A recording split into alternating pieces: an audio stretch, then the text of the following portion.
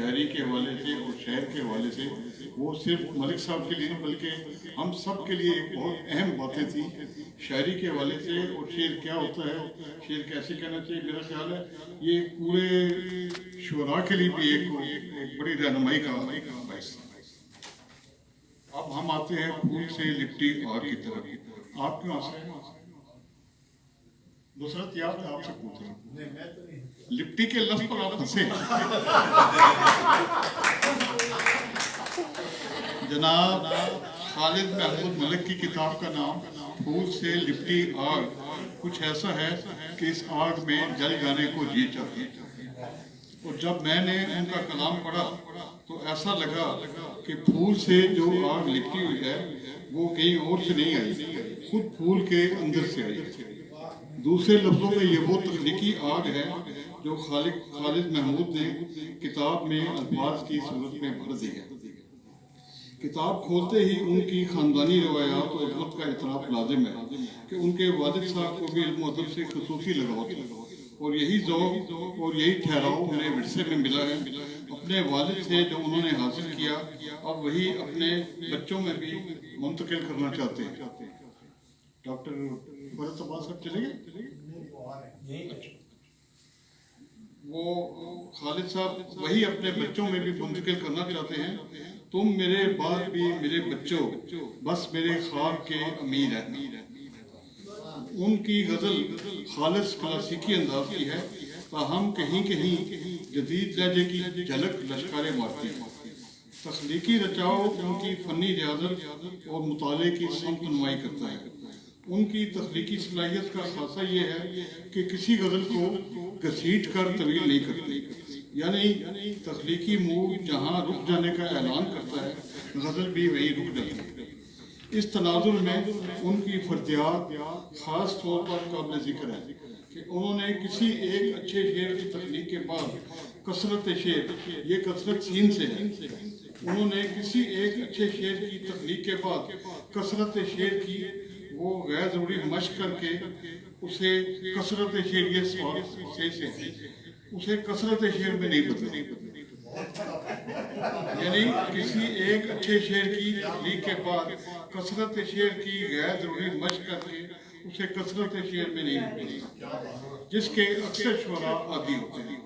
انہوں نے وہ شعر فردیات کی صورت میں کتاب میں شامل کر دیے ہیں جنہیں ہم ان کی تخلیقی عمل کا نچوڑ کہہ سکتے ہیں. اور اگر وہ ان فردیات کو غزلوں کی صورت دینے کی کوشش میں قافیہ سازی اور قافیہ بازی کرتے تو یقیناً فردیات والے یہ خوبصورت اور عمدہ اشعار ان غزلوں کے اندر کہیں گم ہو جاتے ہیں. ایک شاعر کی حیثیت سے میں انہیں اس وجہ سے بھی شاباش دیتا ہوں کہ ایک شعر ہونے کے بعد عام طور پر شاعر اسے غزل کی تقبیل کا پہلا زینہ خیال کرتے ہیں اور یوں اس اچھے شعر کو بھی دوسرے کم اچھے شعروں کی تلاش میں گم کر دیں. ایسے اشعار کو اسی طرح فردیات کی صورت میں لکھنا ضبط نفس کی نشاندہی کے ساتھ ساتھ انہیں دوام دینے کی بھی ضمانت ہے. ادب میں اور خاص طور پر شعر و شاعری میں ریاضت اور مطالعے کا اہم مقام ہوتا ہے. کوئی بھی شاعر مجھ سمیت اپنی ریاضت اور محنت کے سفر کو ہمیشہ جاری رکھتا ہے, اور خالد محمود کو بھی قافیوں اور ردیفوں پر کچھ مزید ریاضت اور محنت کی ضرورت ہے. انہوں نے کہیں قافیوں کو ایک ہی غزل میں بتکرار استعمال کیا ہے, اگرچہ تاہم یہ کوئی خامی نہیں, اگرچہ مزید قافیوں کی تلاش انہیں مزید بہتر بنا سکتی ہے. جہاں تک اوزان اور حروف کا تعلق ہے اس پر ان کی دسترس کی صنعت تو بہت اچھے شاعر اور اس کتاب کے شاعر جناب عارف فرہاد دے ہی چکے ہیں, اس لیے مجھے اس پر مزید کچھ کہنا غیر ضروری لگتا ہے. ان کے اوزان و ظہور پر عبور کا تعلق شاید ان کے بینکاری کے شعبے سے بھی ہے, جہاں 2+2=3 ہمیشہ ساتھ ہوتے ہیں اور ان حسابی پیمانوں میں کوئی رد و بدل نہیں ہوتا.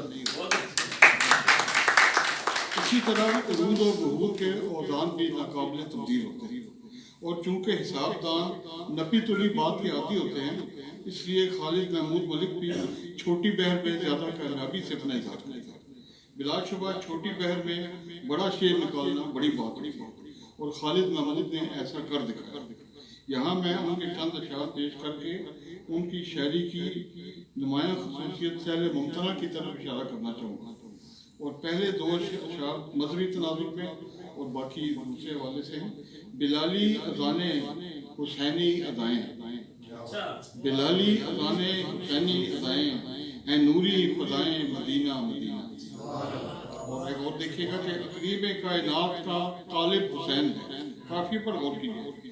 اقلیم کائنات کا غالب حسین ہے، مغلوب ہے یزید تو غالب حسین، مغلوب ہے یزید تو غالب حسین ہے۔ اور ان کی چند غزلوں کے چند شعر ہیں جن میں تغزل اور سیل ممتنع ان کو جگمگا رہا ہے، چمکا رہا ہے۔ گر میرا دل پاگل ہو جائے مسئلہ ہر ایک حل ہو جائے، گر میرا دل پاگل ہو جائے مسئلہ ہر ایک حل ہو جائے۔ یہ بھی پاگل ایک کھڑا ہے، تمہارا مسئلہ حل کر دیا۔ میری بربادی میں شامل اور میں ہیں جو پردے میں عوامل اور میں، عیب جو دوسروں کے گنتے تھے پیرہن انہی کے پھٹے ہوئے۔ بہت اچھا۔ اور کانوں میں گونجتا ہے وہ ایک بات ہے الست، لگتا ہوں لا مکان سے گزارا ہوا سا میں، لگتا ہوں لا مکان سے گزارا ہوا سا میں۔ ایک نئے ذوق نمو کے لیے خالد محمود پتے شاخوں سے دسمبر میں ہی جھڑ جاتے۔ بہت اچھا شعر۔ اور ایسا نہیں، بالکل بھی میں ایسا نہیں یارو جیسا میرے بارے میں کچھ لوگ بتاتے ہیں۔ اور خدا کی گود میں لے لی پناہ پھولوں نے تو کس سے کوئی بہاروں کی بات پوچھے۔ اور غزلوں میں بعض دفعہ وہ چونکا دیتے ہیں۔ اب ایک بہت چونکانے والا شعر آ رہا ہے، آپ دیکھیں کہ انہوں نے ایک بلی کی آواز کو قافیہ بنا کے کیا کمال کا شعر کہا ہے۔ دیکھیے لہجہ بتا دیتا ہے حال اندر کا، دیکھیے لہجہ بتا دیتا ہے حال اندر کا، کتنی محرومی ہے ایک بلی کی میاؤں میں۔ آپ دیکھیں میاؤں کا لفظ قافیہ بنانا بڑا کمال ہے۔ دیکھیے لہجہ بتا دیتا ہے حال اندر کا، کتنی محرومی ہے ایک بلی کی میاؤں میں۔ ان کی کتاب میں صفحہ 21 سے 104 تک غزلیں اور بردیات ہیں، جبکہ باقی صفحات پر 22 نظمیں ہیں اور 6 عدد مہیے ہیں جو کہ مہیے کی روایتی اور اصل بحر میں۔